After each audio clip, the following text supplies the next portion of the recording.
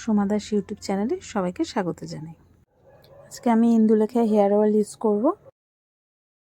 Hair problem নিয়ে এর আগেও একটা ভিডিও বানিয়েছি, যারা দেখোনি তারা চটপট গিয়ে আগের ভিডিওটা দেখে আসো।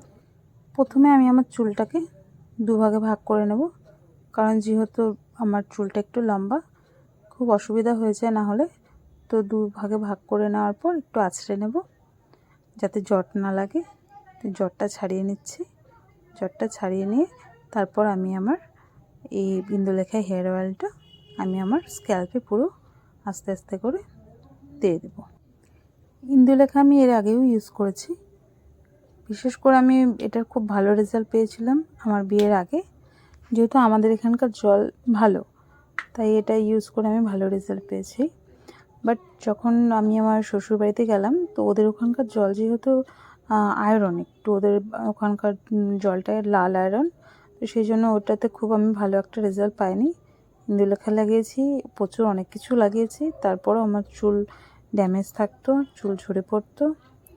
তো সেই জন্য আমি আমার বাবার বাড়ি আসার পর আমার চুলটা যেন আবার ঠিকঠাক হয়ে যায়, সেটার জন্য যা পারবো এবার তাই ইউজ করব। তো তেলটা আমি পুরো স্ক্যাল্পে ভালো করে লাগিয়ে নিয়েছি।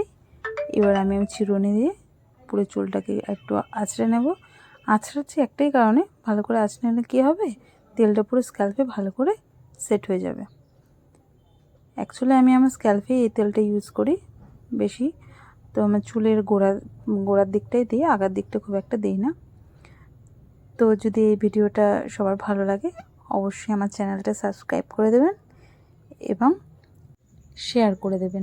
আমার আগের ভিডিওতে আমি যে সুপার ভাসমাল লাগিয়েছিলাম, আমি কিন্তু সেটাতে সত্যি খুব ভালো একটা রেজাল্ট পেয়েছি। আমার আগের তুলনায় এখন কিন্তু একটু চুল ঝরাটাও একটু কম হয়েছে।